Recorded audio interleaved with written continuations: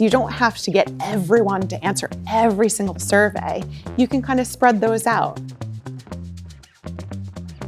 Hospitals can address survey fatigue by allowing their staff to pick and choose which surveys they take, directing their surveys to different staff. You've got 8 nurses on one unit.